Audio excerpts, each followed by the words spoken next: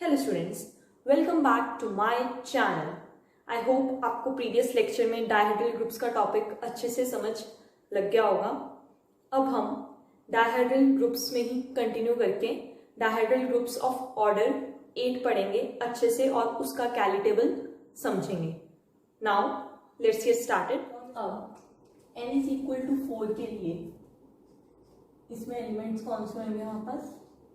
R0, R90 degree, R180 degree, R270 degree. फिर हमारे पास आते हैं reflections, 4 reflections through horizontal line, vertical line, main diagonal और जिसका दूसरा डायगोनल होता है D डैश।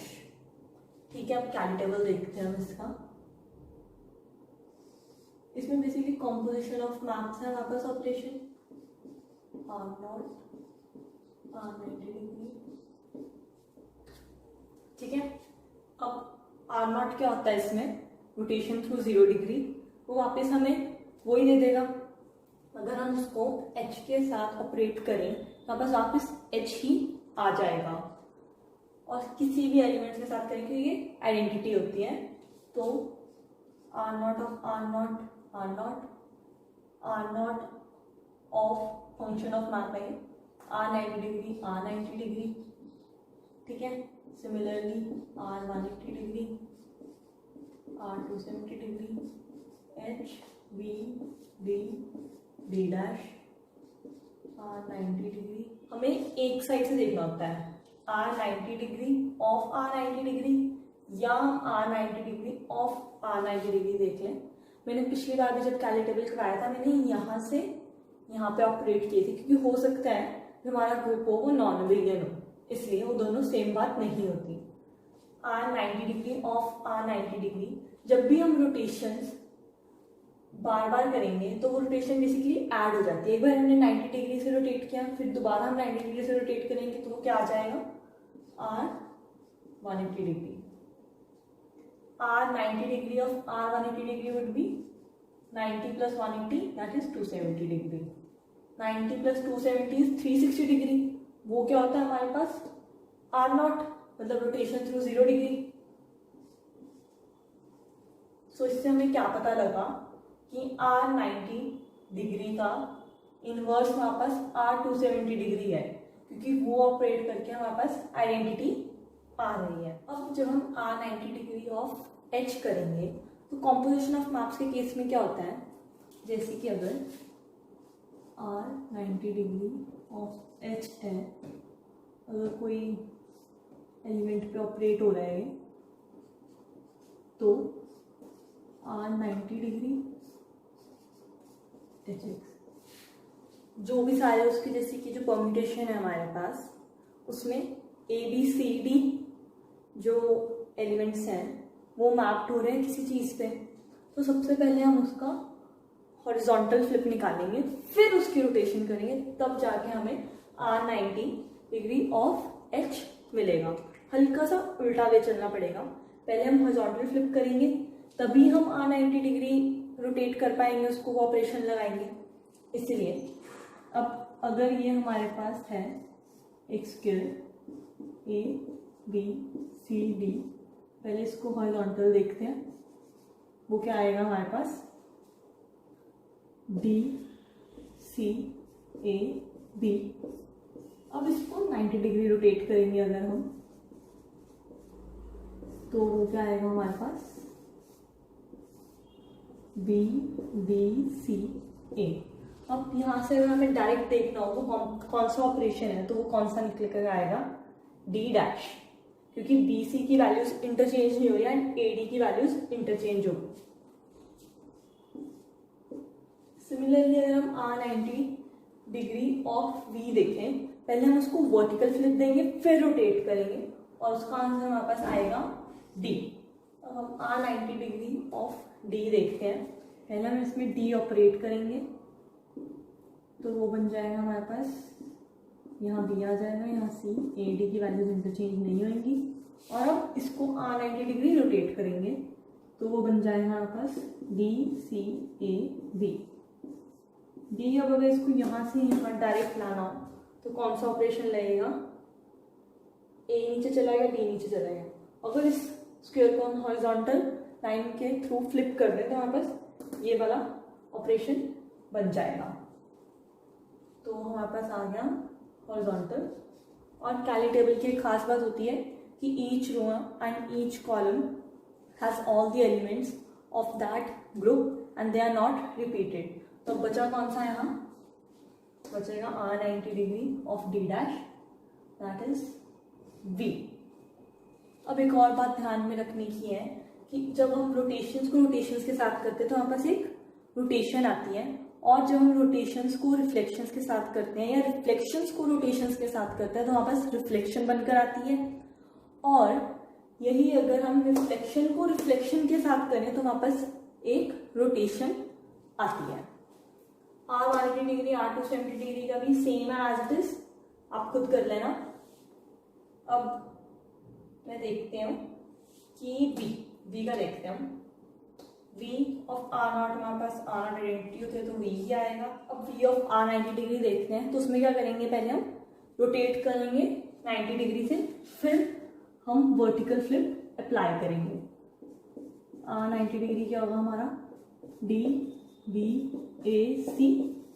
वर्टिकल फ्लिप करेंगे हम इसमें तो क्या आएगा, D C B A। Direct अगर हम इसको देखें B एंड C की वैल्यूज हमारी चेंज नहीं हो रही, AD की इंटरचेंज होगी। मतलब अगर इस स्क्वायर को हम D डैश के अराउंड फ्लिप करें तो हमारे पास डायरेक्ट रिजल्ट आ जाता है, जो हमारे पास आता है V ऑफ R90 डिग्री से, V of R90 degree D dash. V of R180 degree देखना होगा हमें तो हम इसको R180 डिग्री से पहले रोटेट करेंगे, D यहाँ आ जाएगा, B यहाँ आ जाएगा, A यहाँ आ जाएगा, C यहाँ आ जाएगा। फिर इसको वर्टिकल लाइन के थ्रू फ्लिप करेंगे तो हमारे पास क्या बन जाएगा, C A D B।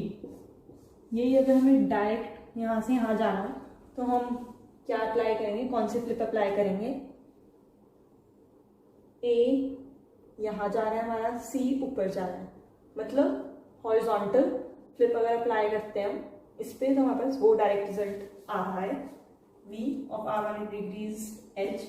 अब हमें पता है अगर रिफ्लेक्शन को हम रिफ्लेक्शन के साथ करेंगे वहाँ पर रोटेशन आएंगी, और कैली टेबल में हर एक रो में हर एलिमेंट तो प्रेजेंट होता ही है ग्रुप में। यहाँ अगर सारी रोटेशन आ गई तो जो हमारे पास एक फ्लिप बचा तो उसकी कौन सी पोजिशन होगी, यही होगी V ऑफ R270 डिग्री। और वो कौन सी फ्लिप होगी, V होगी, D डैश होगी, H होगी, तो V of R270 degree is D। ठीक है, अब V ऑफ H देखते हैं हम। सेम रूल अप्लाई करेंगे हम, पहले हम हॉरिजॉन्टल फ्लिप देंगे फिर उसको वर्टिकल फ्लिप देंगे। अब अगर हम इसको हॉरिजॉन्टल फ्लिप देंगे तो हमारे पास कौन सा स्क्वायर आएगा बनकर, D C A B। और अब अगर इसको वर्टिकल फ्लिप देंगे हम तो हमारे पास कौन सा स्क्वायर आएगा बनकर, D B C A। अब अगर यहाँ से इसको कंपैरिजन करें हम तो A हमारा यहाँ पहुंच गया, B हमारा यहाँ आ गया, C हमारा यहाँ आ गया, मतलब 180 डिग्री से ये रोटेट हो रहे हैं। V of H is R180 degree and V को अगर V से ही करें हम, एक बार वर्टिकल फ्लिप किया हमने फिर दोबारा वर्टिकल फ्लिप कर देंगे, हमें वापस वही आ जाएगा। और वैसे भी हमें पता है reflections are inverse of itself, क्योंकि उनका ऑर्डर 2 होता है। तो V की रिफ्लेक्शन हमारे पास क्या आएगी, V के साथ अगर करेंगे R0 degree, that is identity. अब V को हम D के साथ करते हैं, पहले हम डायगोनल के थ्रू इसको फ्लिप करेंगे फिर वर्टिकल के थ्रू। अब अगर हम इसको डायगोनल के थ्रू फ्लिप करते हैं तो हमारे पास क्या बनकर आएगा, AD की पोजीशन सेम रहेंगी, BC की इंटरचेंज हो जाएंगी। और अगर इसको वर्टिकल दें हम तो क्या बन जाएगा, यहाँ D आ जाएगा, यहाँ C आ जाएगा, यहाँ D आ जाएगा, यहाँ A आ जाएगा, यहाँ B आ जाएगा। तो डायरेक्ट अगर देखना हो तो हमें क्या पता लग रहा है, A हमारा यहाँ पहुँच गया, बी हमारा यहाँ पहुंच गया, सी हमारा यहाँ पहुंच गया एंड डी हमारा यहाँ पहुंच गया। मतलब कि आर 270 डिग्री से ये रोटेट हो रहे हैं। V of d is r 270 degree. अब बचा कौन सा एलिमेंट हमारा, आर 90 डिग्री। ऐसे सिमिलरली बाकी सारे कर लेना। एंड एक और मेन बात है इसमें, जो भी हमारा ये जो n है इवन होता है तो हमारे पास n+1 एलिमेंट्स आएंगे जिनका ऑर्डर 2 होगा। क्यों? अब हमें पता है डायहेड्रल ग्रुप्स में n एलिमेंट्स तो होते ही हैं जिनका ऑर्डर 2 है, वो क्या हमारे पास फ्लिप्स, क्योंकि डायहेड्रल ग्रुप जो होता है उसमें उतने ही रोटेशंस होती हैं और उतनी ही रिफ्लेक्शंस होती हैं। अगर 2n ऑर्डर का हमारे पास डायहेड्रल ग्रुप है तो n रोटेशन होंगे हमारे पास और n रिफ्लेक्शन होंगी। एंड रिफ्लेक्शंस का ऑर्डर हमें हमेशा पता है 2 होता है, क्योंकि they are inverse of itself. अब अगर n हमारा इवन है तो हमारे पास एक और रोटेशन का एलिमेंट आएगा, वो है r 180 डिग्री। r 180 डिग्री को r 180 डिग्री से करें तो हमारे पास r0 आएगा। इससे हमें क्या पता लग रहा है, r 180 डिग्री का ऑर्डर भी 2 होता है डायहेड्रल ग्रुप्स में। बट जब n हमारा ऑड हो, जैसे कि हमने इक्विलैटरल ट्रायंगल के केस में किया था, उसमें हमारे पास रोटेशन 180 डिग्री आती ही नहीं। तो बेसिकली उस केस में जो रोटेशंस हैं उनका ऑर्डर 2 नहीं होता। उस केस में रोटेशंस क्या आते हैं हमारे पास, r 120 degree, r 240 degree and r 0 degree. r 180 degree आ ही नहीं रही तो उसका 2 ऑर्डर कैसे होगा। तो जब भी हमारा n ऑड होता है तो हमारे पास n एलिमेंट्स होंगे जिनका ऑर्डर 2 होगा। वो n एलिमेंट्स कौन से हैं, हमारे पास n रिफ्लेक्शंस।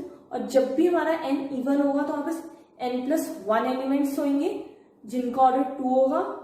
n तो हमारे पास रिफ्लेक्शन होंगे, जो एक एलिमेंट होगा वो होगा हमारे पास r 180 डिग्री। अब मैंने बताया था ये नॉन अबेलियन ग्रुप होता है। ये नॉन अबेलियन क्यों है, क्योंकि composition of maps is not commutative. हम देख लेते हैं एग्जांपल। v ऑफ अगर हम करें r 90 डिग्री से तो हमारे पास आ रहा है d डैश। तो ये अगर हम करें r 90 डिग्री ऑफ v, वो आ रहा है हमारे पास d। Basically r 90 degree of v is not equal to v of r 90 degree.